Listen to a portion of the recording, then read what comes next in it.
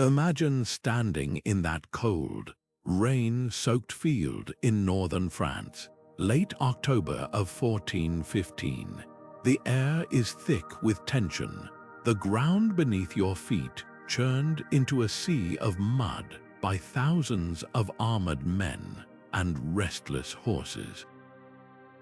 Ahead of you, the flower of French nobility, confident in their overwhelming numbers, their polished armor glinting faintly through the drizzle. Behind you, a weary, outnumbered English army, hungry, sick, but fiercely determined. This is Agincourt, a battle that would become legendary not just for its outcome, but for the heart-stopping moments that decided its fate. What if I told you that Agincourt wasn't won by sheer force or blind luck, but by a cascade of tiny, critical decisions, moments where the tide could have turned in an instant, where a single arrow, a misplaced step, or a commander's split-second choice altered the course of history?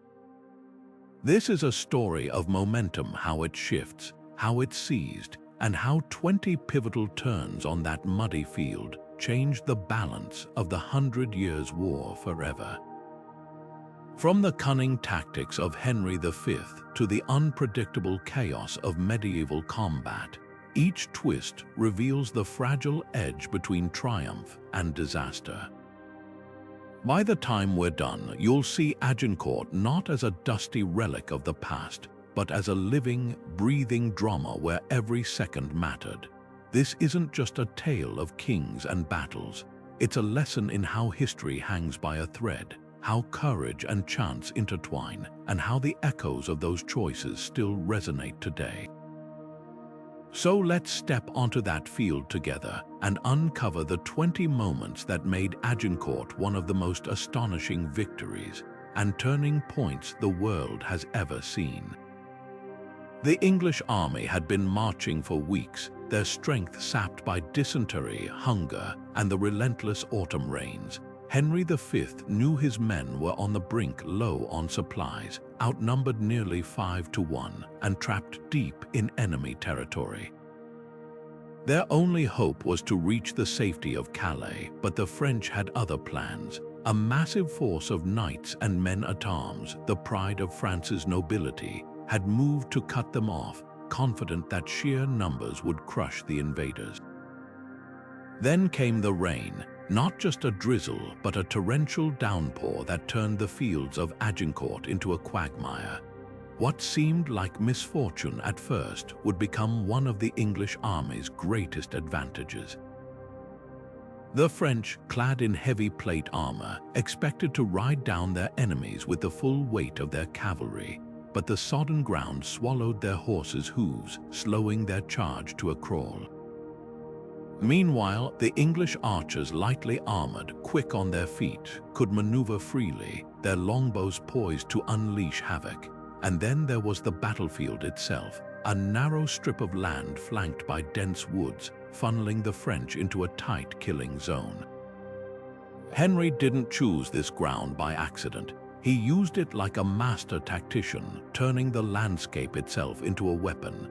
Every decision, from positioning his archers to planting sharpened stakes in the mud, was designed to exploit the smallest advantage.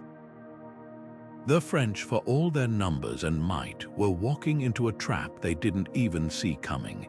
This wasn't just a battle of armies, it was a battle of expectations. The French assumed victory was inevitable. The English knew they had to fight smarter, not harder. And in that gap between arrogance and desperation, history would be decided. Dawn at Agincourt revealed a sight that should have chilled the French to their bones, but pride blinded them to the danger. While the knights polished their armor and boasted of the glory to come, Henry V was quietly rewriting the rules of medieval warfare. His longbowmen, thousands of them, moved like shadows through the mist, driving sharpened wooden stakes into the mud at angles designed to gut charging horses. This wasn't just a barricade, it was a statement, The English weren't preparing to stand and fight, they were preparing to slaughter. The genius lay in the positioning. Henry placed his archers not behind the lines but forward on the flanks, forming a deadly funnel. The French, conditioned to expect a head-on clash of armored knights, barely registered the threat. To them, archers were peasants, an afterthought, but these men had trained since childhood, their yew longbows capable of loosing arrows that could punch through armor at 200 paces. And now, with the rising sun at their backs, they waited, arrows nocked, strings taut, for the moment the French cavalry took the bait. What happened next was a masterclass in psychological warfare. The first volley wasn't aimed at the knights. Instead, thousands of arrows arced high into the sky, darkening the morning like a swarm of locusts before plunging into the French horses.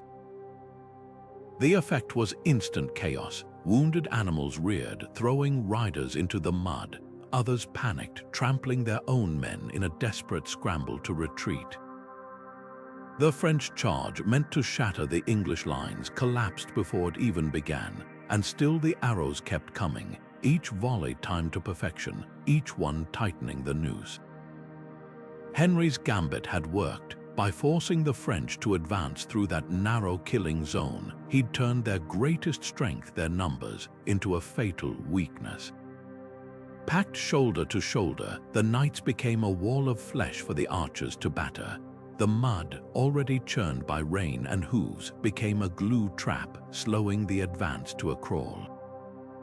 Every step forward was paid for in blood. This was no longer a battle. It was a massacre in the making, and the longbowmen held the knives. Yet the real brilliance wasn't in the arrows or the stakes, it was in the illusion. The French had spent centuries believing warfare was a nobleman's game, ruled by lances and honor. Henry proved it was a mathematician's equation, where terrain, timing, and terror decided the outcome. By the time the French realized their mistake, the field was already littered with the dead, and the momentum of Agincourt had swung irrevocably toward England. The French nobility rode onto that field with the unshakable certainty of men who had never known defeat. Clad in the finest armor money could buy, their banners fluttering proudly in the damp air, they saw Henry's exhausted army not as a threat but as prey. Here was their chance for glory, a quick, decisive victory to sing about in the halls of Paris. But that arrogance would cost them dearly. Medieval warfare wasn't just about strength. It was about discipline, coordination, and patience, qualities the French knights tossed aside in their rush to claim honor. Instead of waiting for their crossbowmen to soften the English lines, instead of organizing a careful advance, they let impatience rule the day. The first ranks spurred their horses forward, eager to be the ones who struck the killing blow. Those behind, not wanting to miss the fight, pushed in after them. What should have been a controlled assault became a disorganized mob, crammed into that muddy funnel between the woods. And then the fatal mistake. Charging straight into the teeth of the English longbows, the knights assumed their armor would shield them. They were wrong. At close range, those arrows didn't just pierce plate, they shattered it, driving through visors and into flesh. Horses screamed and fell, riders tumbled into the muck, and the sheer weight of their own numbers became a curse. The French vanguard, trapped between fallen comrades and the press of men behind, had nowhere to go. This wasn't just a tactical blunder, it was a cultural one.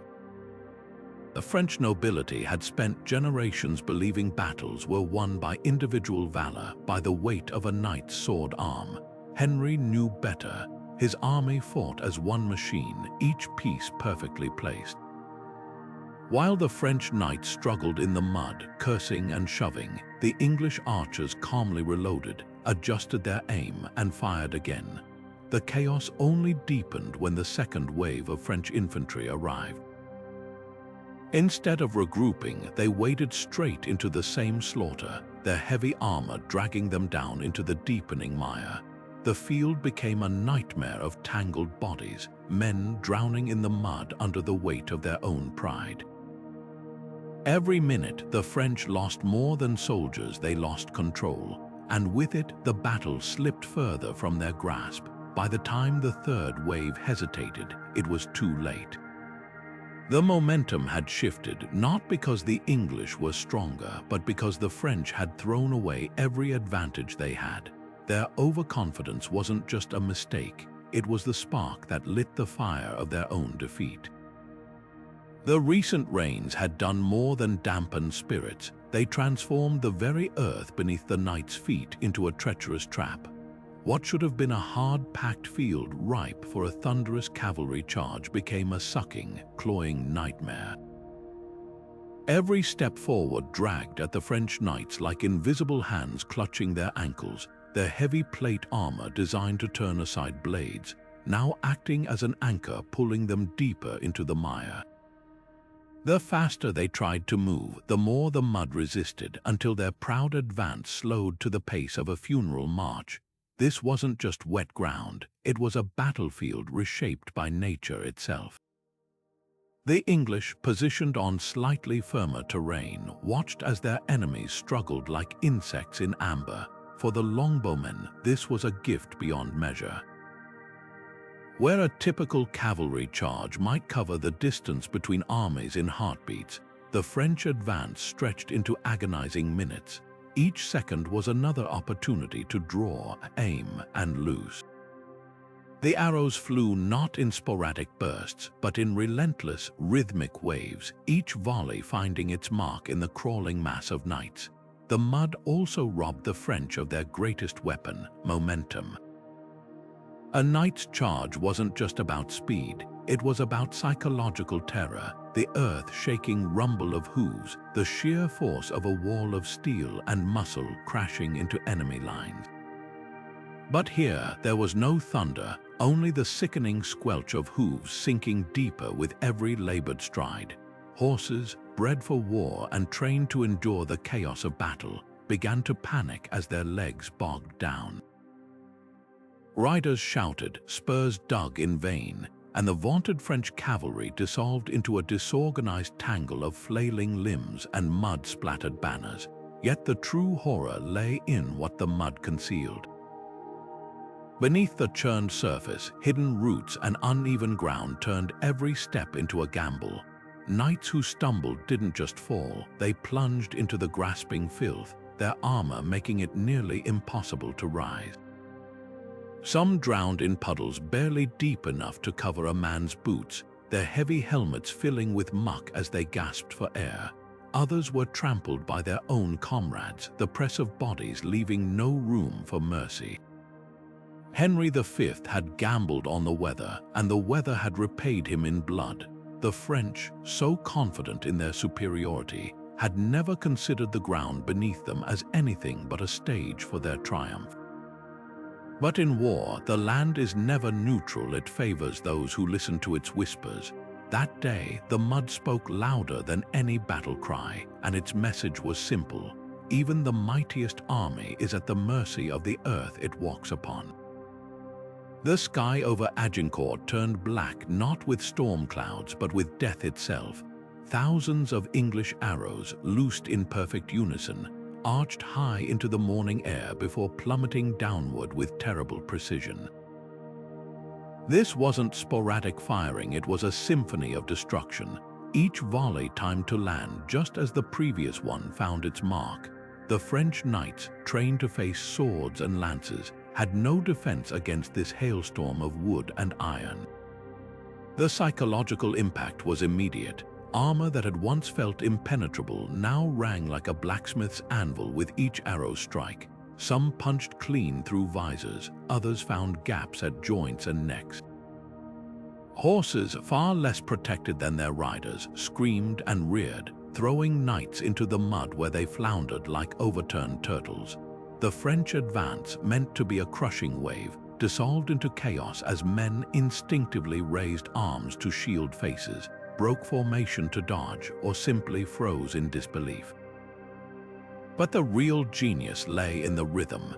English longbowmen didn't fire at will, they worked in disciplined rotations, one line drawing while another loosed, creating an unending barrage.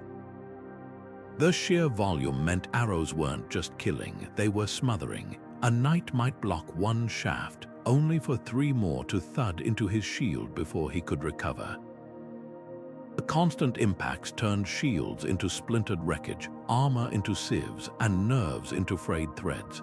Worse yet, the arrows changed the very nature of the battlefield. Where the French expected a noble clash of steel, they found themselves in a slaughterhouse. The mud that slowed their charge now trapped them under this relentless rain, turning what should have been minutes of combat into an eternity of helpless suffering. With each volley, the English weren't just reducing numbers, they were rewriting the rules of engagement, proving that courage alone couldn't stop a well-aimed arrow from finding its mark. And then came the moment the French dread became palpable. Archers running low on standard arrows began firing bodkin points narrow, armor-piercing spikes designed to punch through steel like paper. The sound they made striking plate wasn't the usual metallic ping, but a sickening crunch as metal yielded to physics. Knights who'd survived earlier volleys now fell mid-stride, their confidence shattered along with their breastplates. This was no longer a battle between armies, but a collision of eras. The French fought as individuals, each knight a solitary island of defiance. The English fought as a single organism, their arrows the teeth of a beast that fed on disorder. By the time the last volley fell, the field wasn't just littered with bodies, it was strewn with broken pride. A generation of noble warriors brought low by peasants who understood that in war, efficiency trumps tradition every time. The French vanguard didn't just falter, it imploded. What began as a disciplined advance dissolved into a nightmare of tangled steel and screaming men, the knights packed so tightly they could barely raise their swords. The weight of their own armor, designed to protect them, now became a curse as those who fell dragged others down with them, creating a gruesome domino effect. The mud, already slick with rain and blood, turned into a slaughterhouse floor where the dead and dying formed barriers no living soldier could overcome. This wasn't just bad luck, it was a catastrophic failure of command. French nobles, trained for glorious charges and honorable duels, had no answer for the suffocating press of bodies.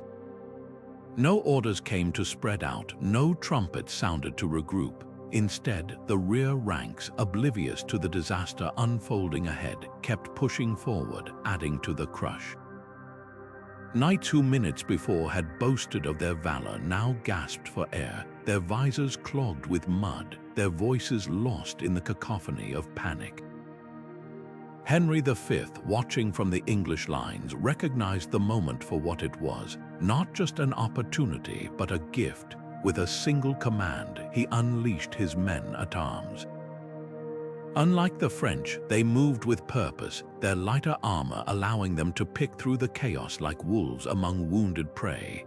Poleaxes and maces rose and fell with brutal efficiency, targeting the weak points in French armor: joints, visors, the exposed spots where plate met mail.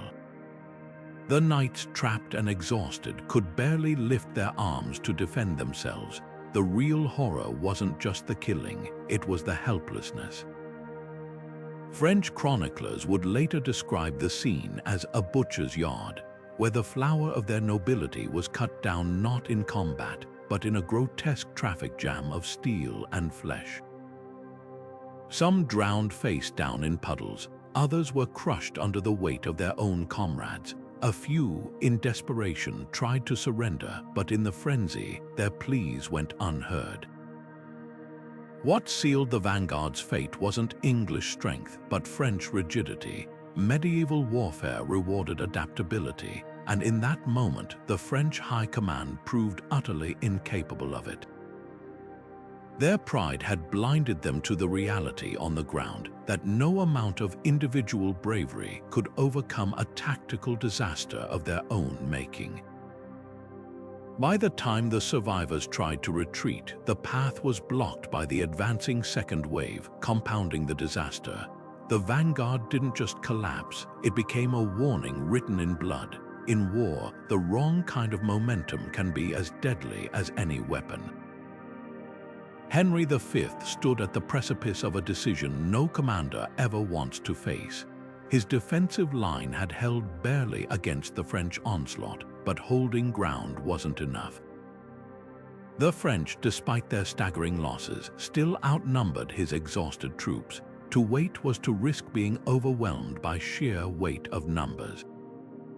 So Henry did the unthinkable. He gave the order that would either save his army or doom it: abandon the defenses, attack. This wasn't just bold, it was borderline heresy in medieval warfare.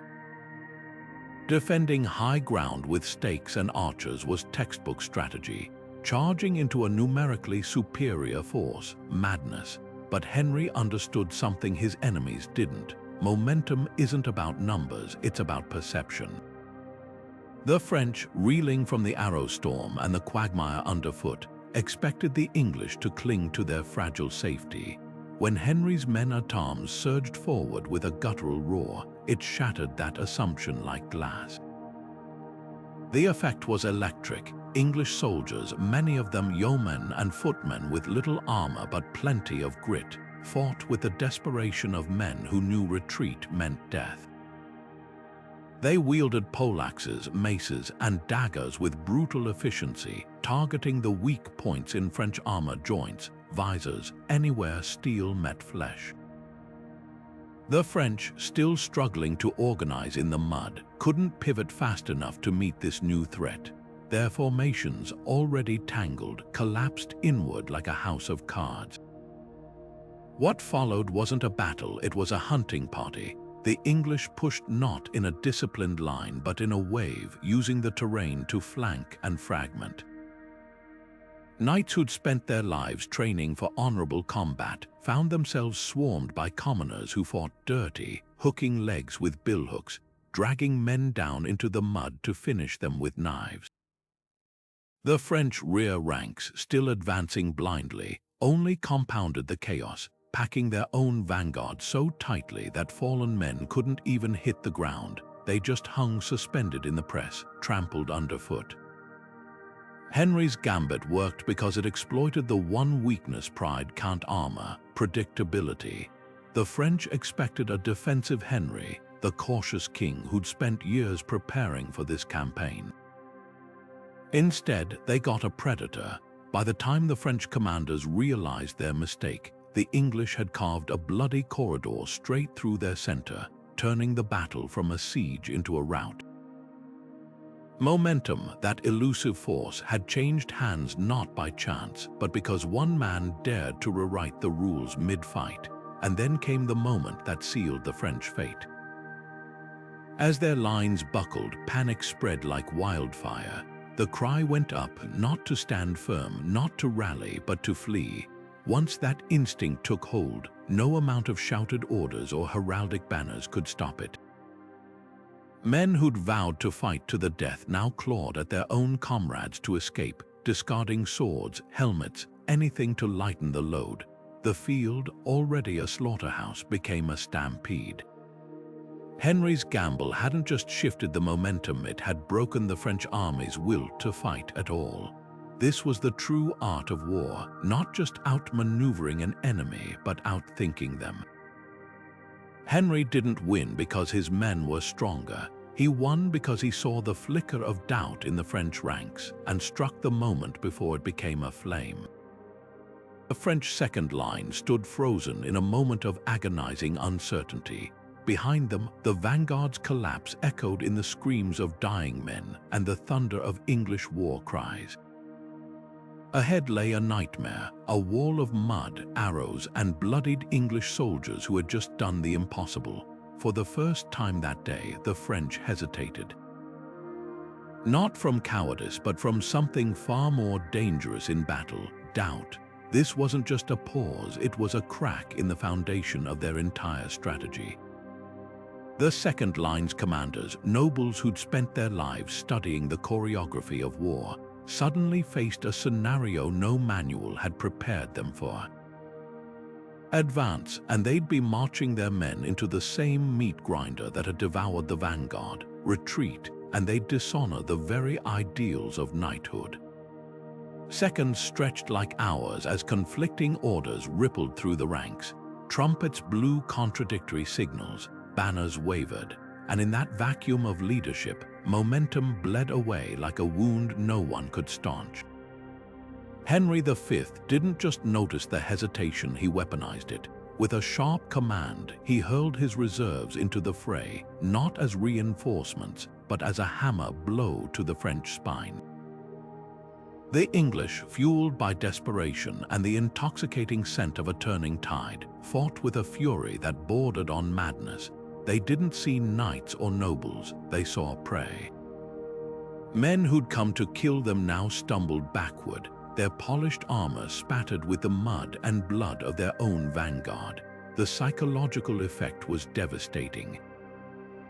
What followed was a textbook example of how battles are won in the mind before they're lost on the field. The French second line, still numerically superior, began to fracture. Some units edged forward out of habit, others recoiled. Gaps opened in their formation, and like water finding cracks in a dam, the English poured through. Polearms hooked shields aside, daggers found unprotected armpits and throats. The once proud French ranks dissolved into clusters of isolated men, each fighting his own private battle against an enemy that seemed to come from everywhere at once.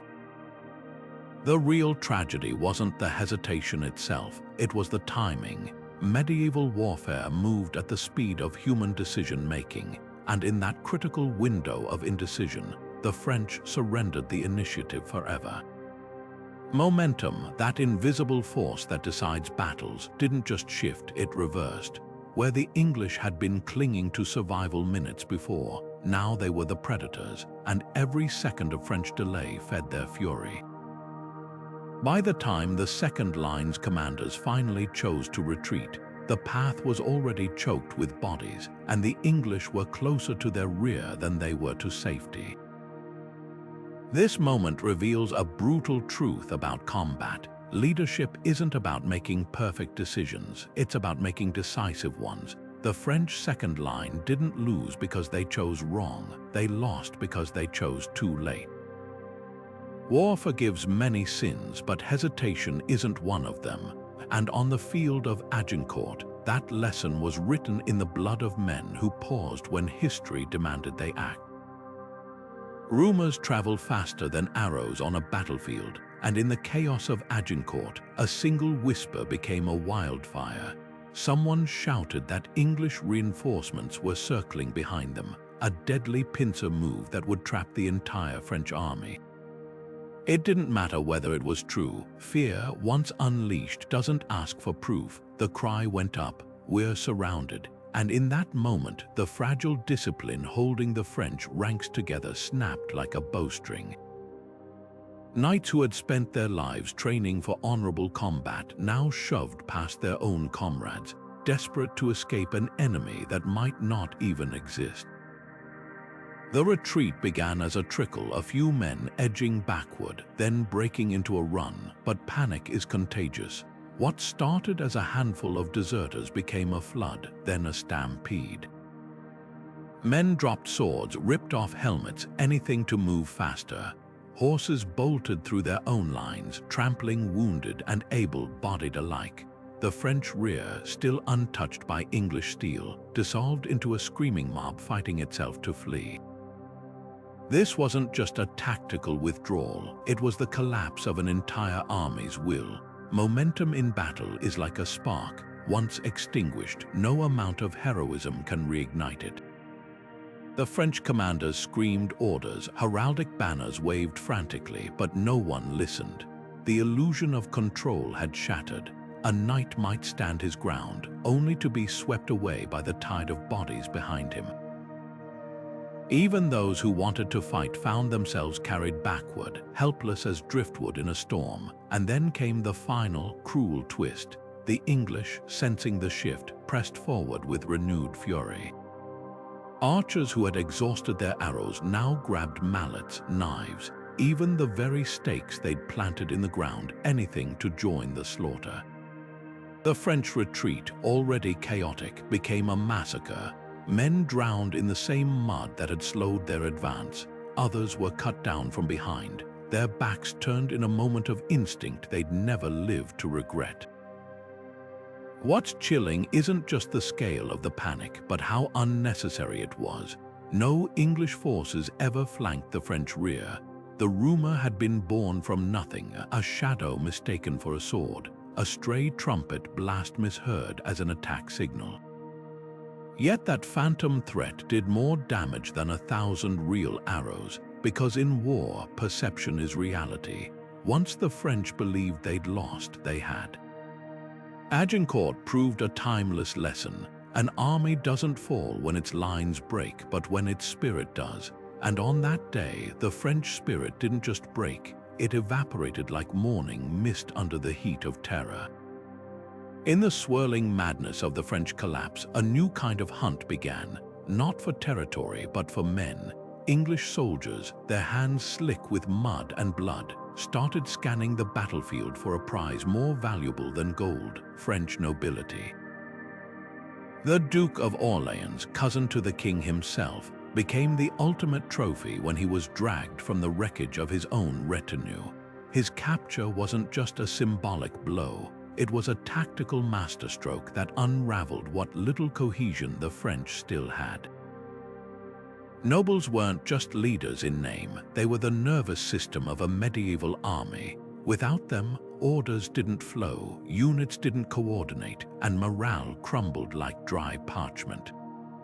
Imagine the shock as French knights, already reeling from the English onslaught, turned to see their commanders being hauled away in chains. The Duke's elaborate surcoat, once a banner of authority, now marked him as a walking ransom, a living, breathing admission that the battle was lost. But Henry V saw an even darker opportunity. These prisoners weren't just leverage for future negotiations, they were active threats. French nobles, even disarmed, could rally their men if freed. So Henry made a chilling calculation. He ordered the execution of all but the highest-ranking captives. The message was brutal in its clarity. Surrender wasn't an option, and no one was coming to save them. The psychological impact was immediate. French soldiers who might have considered regrouping saw their leaders butchered where they stood. The few remaining knights still fighting now faced an impossible choice: die pointlessly or flee and live with the shame. Meanwhile, the English, emboldened by their growing collection of noble hostages, fought with the confidence of men who knew victory wasn't just possible, it was inevitable. This wasn't just about removing commanders, it was about dismantling the very idea of French resistance. By the time the Duke of Orleans was paraded past the shattered remnants of his army, the battle had ceased to be a clash of nations. It had become a demonstration of how quickly power evaporates when those who wield it are silenced. The French didn't just lose leaders that day, they lost the illusion that nobility alone could win wars. And in that realization, Agincourt's momentum tilted one final, irrevocable degree toward England. Henry V didn't just command from the rear, he waded into the carnage, his crown hidden beneath a plain helmet, his sword slick with French blood. While other kings might have watched from a safe distance, Henry knew his presence alone could tip the scales. Every time his men glanced back and saw him fighting shoulder to shoulder with them, their resolve hardened. This wasn't just a battle, it was a test of leadership, and Henry understood something his French counterparts had forgotten. In the chaos of combat, morale is as vital as steel.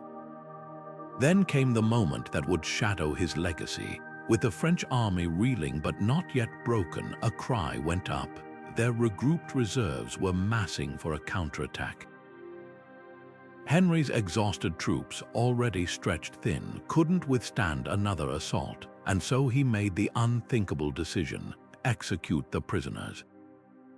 Hundreds of French knights, their hands already bound, were cut down where they stood.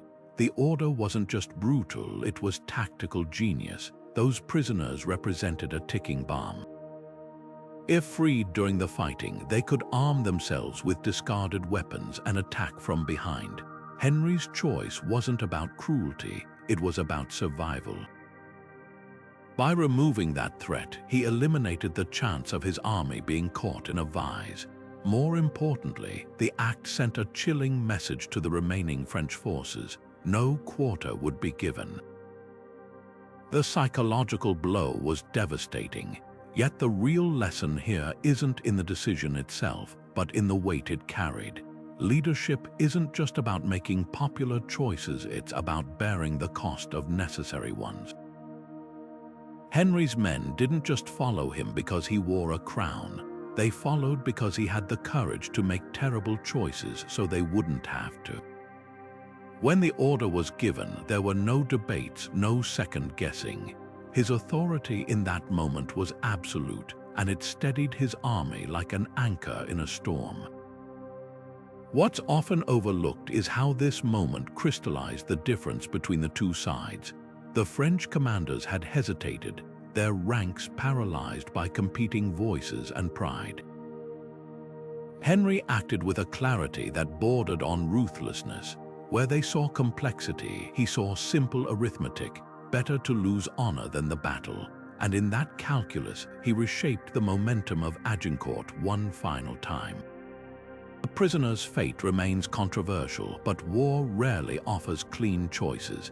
Henry's leadership under pressure didn't just win a battle, it redefined what victory demanded. Sometimes momentum isn't seized with bold charges or clever traps, but with the grim resolve to do what others cannot. That day, the mud of Agincourt absorbed more than blood. It absorbed the lesson that hesitation is the enemy, and fortune favors not just the brave but the decisive. The French third line arrived not as reinforcements, but as witnesses to a nightmare. What they saw would haunt them for generations: their vanguard slaughtered, their second line in panicked retreat, and the field itself transformed into a charnel house of mud and corpses. These fresh troops still outnumbered the exhausted English, but numbers meant nothing now. Momentum had shifted from a military term to a living force, and it was roaring in Henry's favor. This wasn't just a loss of ground, it was a collapse of faith. The third line's commanders took one look at the disaster unfolding before them and realized no amount of heroism could undo it. Without orders, without ceremony, they began to dissolve. Some units turned and fled outright. Others stood frozen, their weapons slack in their hands, as if waiting for anyone, to tell them what to do. But the French high command was either dead, captured, or already galloping toward safety. The unthinkable had happened. An army built on centuries of martial tradition had forgotten how to fight. What's chilling is how quickly the rot spread. A single knight dropping his banner could trigger a dozen men to follow suit, then 100, then 1,000. The English, sensing the tide turn, didn't even need to charge. They simply advanced, and the French third line crumbled like sand before a wave. This wasn't combat. It was the death rattle of an army that had lost its reason to stand. Here lies the brutal truth about momentum in war. It's not about who has more soldiers, but who still believes they can win. The French third line didn't break because they were weak. They broke because the illusion of invincibility had shattered. Every corpse on that field whispered the same question: if the best of us fell, what chance do you have? And in that moment, courage became a currency no one could afford. The real tragedy: this line had never even drawn their swords. They fled not from English steel, but from the terror of joining the dead. Agincourt proved that battles aren't won by the side that fights hardest, but by the side that makes the other forget why they're fighting at all. The battlefield at Agincourt was already a nightmare of mud and blood when the whisper began. A single sentence passed from man to man, rippling through the French ranks like poison in a stream. English reinforcements are coming. No horns sounded in the distance, no banners appeared on the horizon, but in that moment it didn't matter. The rumor carried more weight than any army ever could. This wasn't just misinformation, it was a psychological detonation. The French, already reeling from the carnage of the English longbows and the collapse of their vanguard, had reached the breaking point. The mere suggestion of fresh enemy troops circling behind them turned uncertainty into outright panic. Men who'd stood their ground against arrows and blades now dropped their weapons, their discipline unraveling faster than a snapped bowstring. The retreat began as a trickle, a few knights edging backward, then breaking into a desperate run before swelling into a full-blown stampede. What's chilling is how little it took to tip the scales. No actual reinforcements existed. Henry V had no hidden reserves waiting in the wings.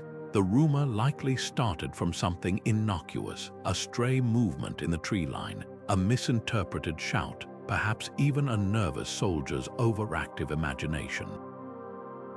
But in the fog of war, truth becomes irrelevant.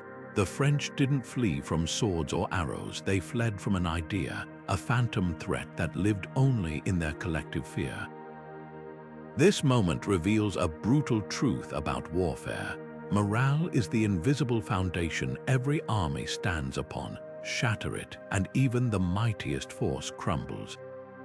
The French knights weren't defeated by steel that day, they were defeated by their own minds. The English, sensing the shift, pressed their advantage with renewed fury, turning what might have been an orderly withdrawal into a slaughter. Men drowned in the mud, trampled by their own comrades. Others were cut down from behind, their backs turned in a final, fatal moment of doubt. Yet the real lesson here isn't about the lie itself, it's about the fragile nature of human resolve. Armies don't collapse when they're outnumbered, they collapse when they believe they're outnumbered. Agincourt proved that in war, perception doesn't just influence reality, it becomes reality. And sometimes the deadliest weapon isn't a sword or an arrow, but a single, well-timed whisper in the right ear at the worst possible moment. The French knights had spent fortunes on their armor, gleaming masterpieces of steel that turned blades and deflected arrows. But on that waterlogged field at Agincourt, their greatest pride became their deadliest liability. Each suit weighed as much as a grown man, meticulously crafted to make the wearer invincible in combat. Yet no blacksmith could account for the treachery of rain-sodden earth. As the knights advanced, the mud grabbed at their sabatons, those pointed steel shoes designed for elegant strides on tournament grounds. What should have been a thunderous charge became a grotesque slog, each step requiring Herculean effort. The very plates meant to protect their legs now acted like anchors, dragging them deeper with every movement. Men who'd trained since childhood to fight with grace found themselves panting, their visors fogging with exertion, their armor transforming from a second skin into a steel coffin. Meanwhile, the English archers and men-at-arms moved like shadows. Their padded jacks and leather offered little protection against a lance strike, but they didn't need to. While the French knights labored like beetles trapped in tar, the English darted between them, exploiting every stumble. Poleaxes hooked ankles, dragging armored men face first into the mire. Daggers slid through visor slits or found the gaps at armpits where a quick twist could pierce lungs. The French weren't just outmaneuvered, they were being dismantled by opponents who understood that speed and adaptability could outweigh even the finest armor. The cruelest irony lay in how that armor trapped them twice over. Those who fell couldn't rise without help, the weight too great, the mud too greedy. Knights drowned in puddles barely knee-deep, their helmets filling with sludge as they gasped for air. Others were pinned under fallen comrades, helpless as the English circled like wolves around crippled prey. The battlefield became a macabre showcase of technological mismatch. where cutting-edge armor designed for open combat met the brutal reality of terrain and weather. This wasn't just bad luck, it was a failure of imagination. The French had built their entire military doctrine around the supremacy of the armored knight. At Agincourt, they learned too late that war doesn't respect tradition. Technology, no matter how advanced, is only as good as the conditions allow. A sword that never dulls is useless if you can't lift it. Armor that stops every arrow means nothing if you're face down in the mud. The English victory wasn't just a triumph of tactics. It was a lesson in how easily strength can become weakness when the ground beneath your feet refuses to cooperate. Fatigue is the silent killer on any battlefield, and at Agincourt, it became the invisible hand that tipped the scales. The English had marched for weeks hungry, sick, and sleep-deprived, but desperation sharpened their senses like a whetstone on steel. Every man knew there would be no retreat, no second chances. This wasn't just a fight, it was survival carved into the marrow of their bones. Meanwhile, the French knights, though fresher at dawn, had spent hours wrestling against the mud's relentless grip, their muscles burning under layers of sodden plate armor. What began as exhaustion soon became paralysis, the kind that turns limbs to lead and thoughts to fog. The difference lay in how each army wore their weariness. For the English, fatigue was a fire stoked by the knowledge that surrender meant slaughter. Their movements grew slower but more deliberate, their strikes less flashy but brutally efficient. They conserved energy like starving men rationing crumbs, every action measured against the cold arithmetic of endurance. The French, by contrast, had entered the battle expecting a swift victory. Their exhaustion came as a shock, a thief stealing their strength mid-fight. The more they struggled, the deeper the mud swallowed them, until even raising a sword felt like lifting a boulder. Momentum in battle isn't just about who strikes hardest, it's about who lasts longest. The English archers, though their arms trembled from hours of drawing 100-pound longbows, found their rhythm in the chaos. They fired not with the crisp precision of morning volleys, but with the dogged persistence of men who knew this was their only edge. Each arrow, however imperfect, added weight to the scales. The French crossbowmen, bogged down and outranged, couldn't match that endurance. Their weapons took longer to reload, their bolts less punishing at distance. What should have been a clash of equals became a war of attrition, one the English were wired to win. The true turning point came in the smallest details, the way an English man at arms, panting and drenched in sweat, could still pivot to drive a dagger through a knight's visor. The way a French noble, his breath ragged inside his helmet, fumbled his sword parry a heartbeat too slow. Fatigue doesn't just weaken the body, it clouds judgment, narrows vision, turns courage into hollow bravado. The French knights, trained for glorious charges and honorable duels, had no tactics for this grinding, mud-choked slog. Their stamina, like their strategy, was built for a battle that never materialized. By mid-afternoon, the disparity was undeniable. The English fought with the grim persistence of survivors. The French moved like men already defeated, their armor no longer protection but dead weight. Momentum, that fickle force, had settled where determination outlasted strength. Agincourt proved a timeless truth. In war, the relentless don't just endure, they dictate the terms of exhaustion. And on that day, the English turned fatigue into their sharpest weapon. The French high command didn't just lose leaders at Agincourt, they lost the very glue holding their army together. When the Duke of Alençon fell early in the fighting, his death sent shockwaves through the ranks. This wasn't just a noble casualty, it was the unraveling of an entire chain of command. Medieval armies weren't faceless machines, they moved at the speed of shouted orders and recognized banners. Without their commanders, even the bravest knights became isolated islands of resistance, cut off from coordination or strategy. The chaos spread with terrifying speed. The Count of Nevers, rallying his men for a counterattack, took an arrow through the throat mid-shout. His retinue, trained to follow his voice, suddenly had no one to follow. Nearby, the Marshal of France went down under a flurry of poleaxe blows, his heraldic surcoat indistinguishable beneath the mud. Each death wasn't just a loss of life, it was the erasure of a vital node in the army's nervous system. Units that should have pivoted to reinforce gaps now stood frozen, waiting for orders that would never come. This decapitation had a chilling psychological effect. When soldiers see their leaders cut down, something primal takes over. Not just fear, but the crushing realization that no one is steering the ship. The French knights, conditioned to take cues from their lords, began looking sideways at one another, searching for direction that no longer existed. Some fought on out of sheer instinct. Others, realizing the battle had slipped beyond recovery, made the calculus of self-preservation. The English, by contrast, had Henry V visibly at the center of the storm.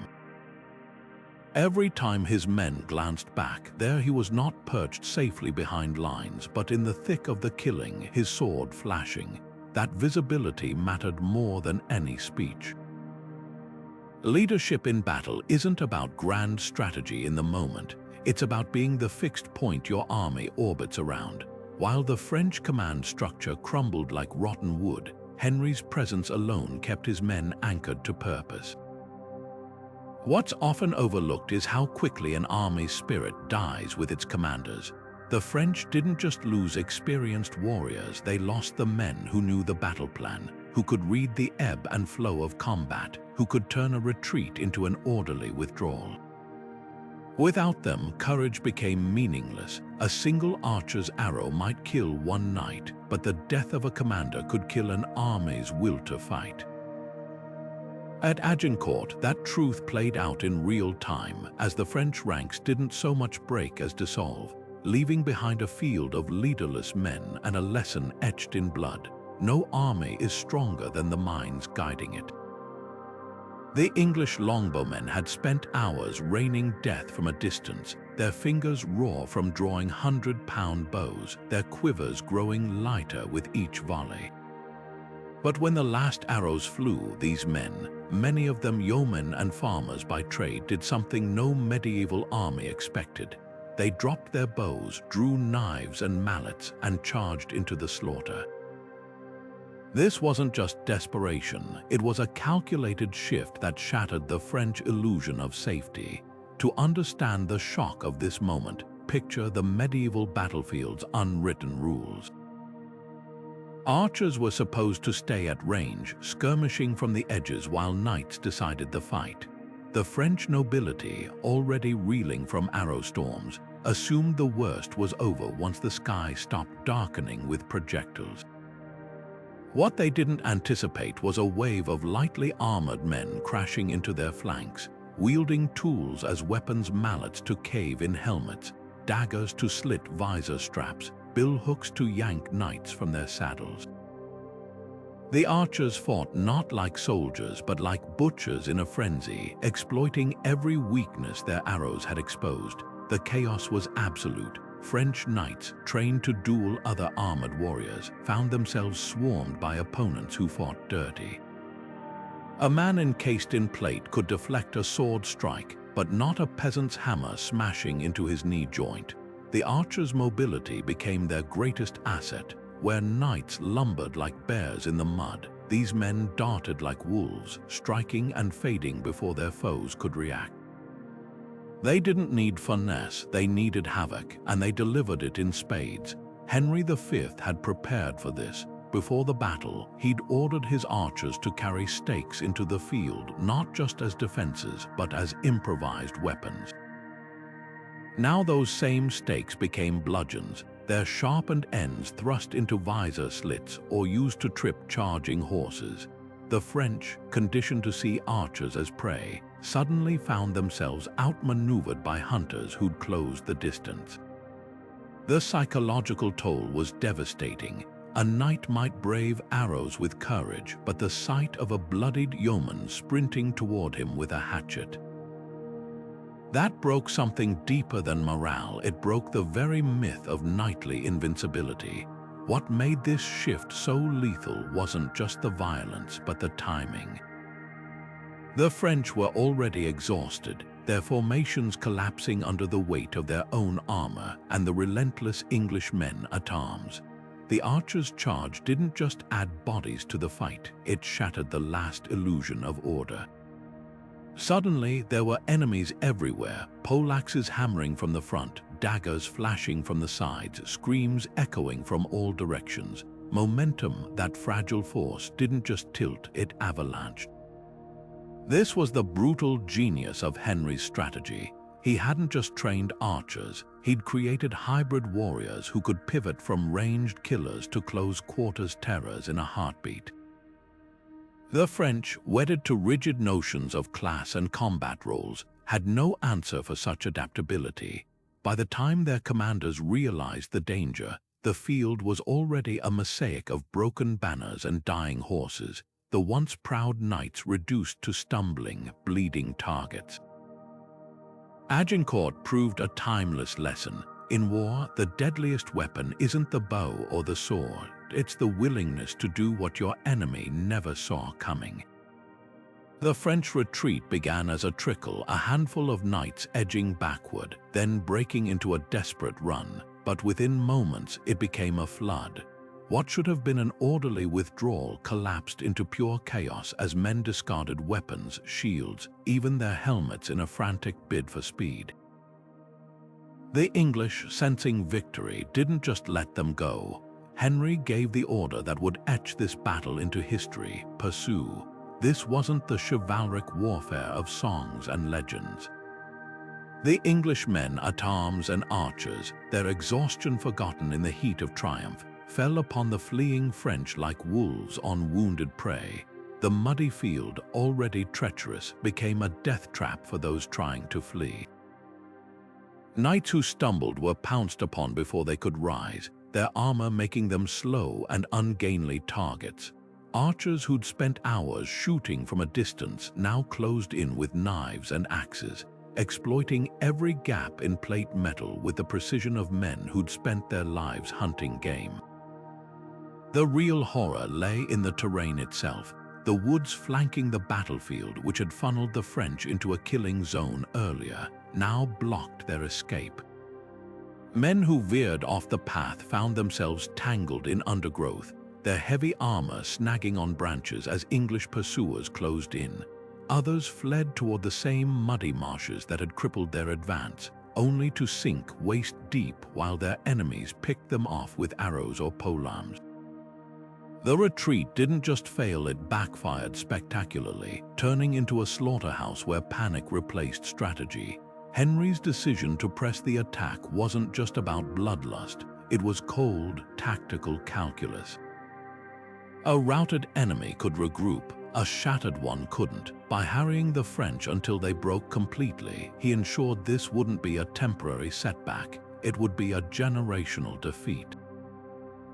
The English didn't just chase, they methodically dismantled any semblance of cohesion, cutting down stragglers and encircling clusters of resistance until the field echoed with cries for mercy.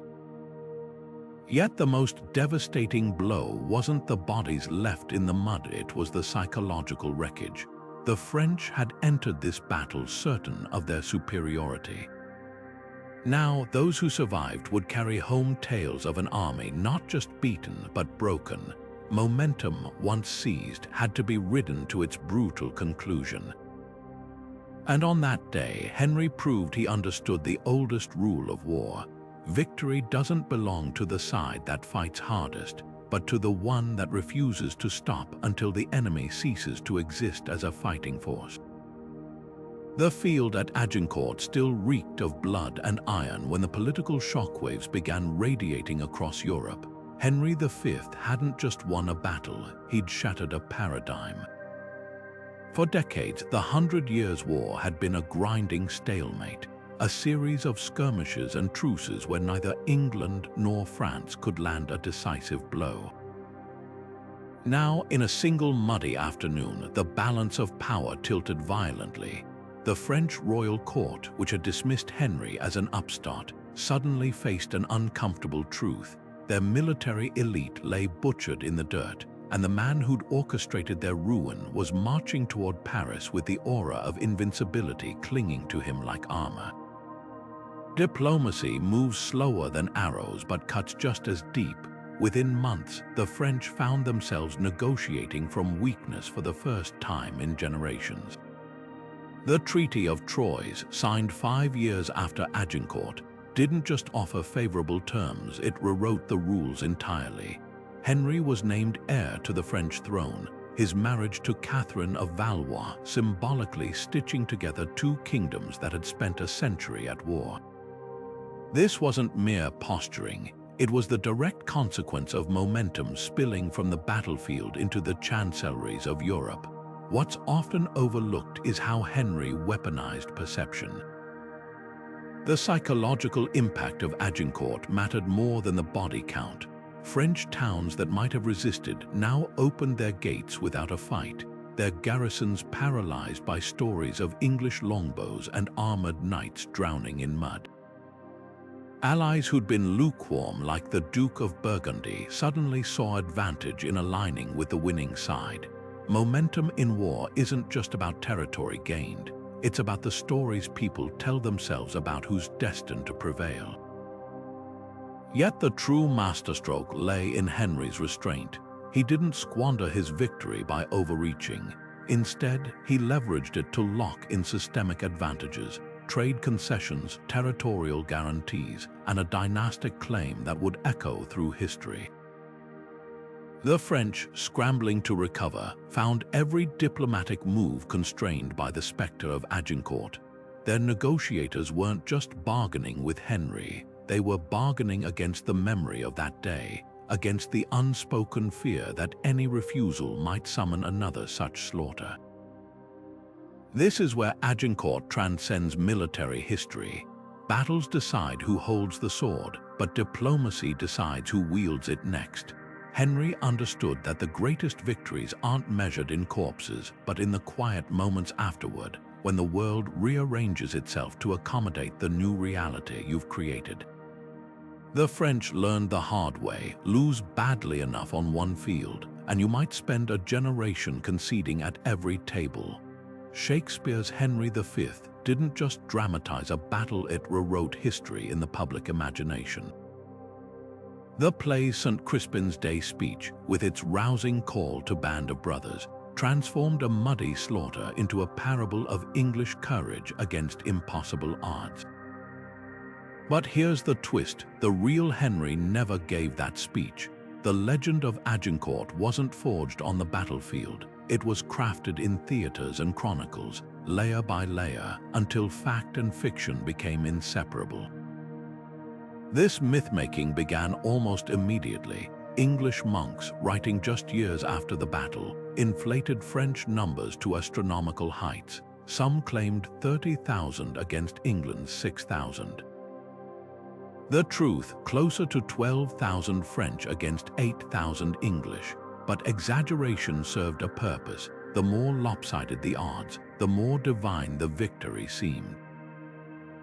By the time Shakespeare got his quill on the story 2 centuries later, Agincourt wasn't just a win, it was destiny manifest, proof that God favored the underdog.